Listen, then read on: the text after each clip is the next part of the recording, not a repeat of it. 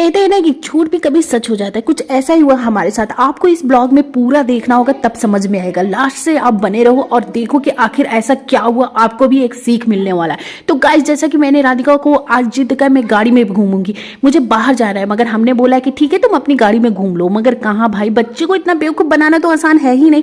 उनको गाड़ी पे उनके डैडा घुमाते रहे, मगर वो कहाँ मानने वाली थी।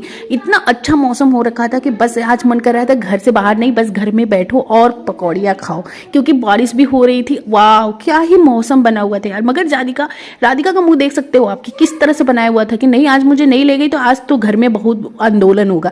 बस शाम को यहाँ पे उठने के बाद मैंने भी बोला कि चलो अच्छा है यार, थोड़ा सा बाहर जाते हैं और घूम के आते हैं, थोड़ा फ्रेश हो जाएगा मन। राधिका यहाँ तैयार हो रही थी, मुझे भी तैयार कर रही थी, मगर राधिका के मन में क्या चल रहा था मैं क्या ही बताऊँ। वो कहते हैं ना कि जो चीज़ अगर बोलो वो सच हो जाता है कभी कदार, वही कुछ आज ऐसा हुआ। तो शाम को जैसे ही उठने के बाद मैंने यहाँ पे सबके लिए जैसे हमेशा की तरह यहाँ पे मैंने नाश्ता बनाया, और नाश्ते में बनाई यहाँ पे मनभोग, जो कि बहुत ही यम्मी होती है भाई। आप बना के खा के देखना, आटे और चीनी और घी से बनता है। बिल्कुल आप इसमें घी की कमी मत करना। इतनी गर्मी में ये बनाने के बाद, सबको नाश्ता कराने के बाद, सुगंध इतनी अच्छी थी कि क्या ही बताऊं, मन तो कर रहा था किसी को ना दूं। इसके बाद यहाँ नाश्ता कराने के बाद हम निकल पड़े थे मॉल में आने के बाद राधिका का डिमांड बढ़ गया था कि भाई मुझे यहाँ पे ये दिला दो, वो दिला दो, ऐसा वैसा, भाई सब कुछ। जैसे लग रहा था अंबानी हूं मैं, मगर क्या ही था, जो हो सकता था मैंने यहाँ पे राधिका को दिलाया। फिर बस मन में लालच वो जो आ जाती है ना जाने के बाद भाई, कि मुझे कुछ लेना है। कपड़े तो ऐसे घींचता है अपनी तरफ चुंबक की तरह कि क्या ही बताऊं।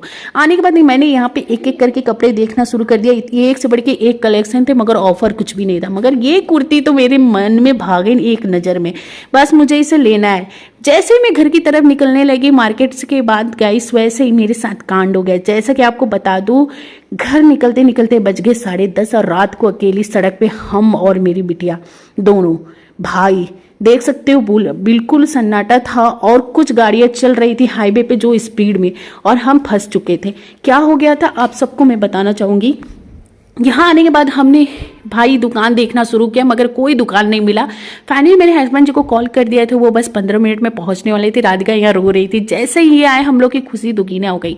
मेरे साथ ये कांड हुआ ना, मैंने बोला था ना जैसा आपको कि जैसा बोलो कभी कदा झूठ भी सच हो जाती है। मैंने बोला था कि मेरी गाड़ी खराब हो गई, राधिका से बोला था, वैसा ही कुछ हुआ।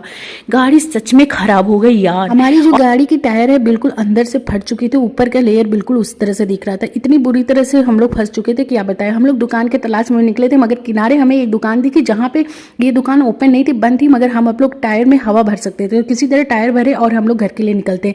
वही कहते हैं जैसा बोलो वैसा होता है, इसलिए हमेशा अच्छा बोलना चाहिए ताकि जिंदगी में सब कुछ अच्छा हो।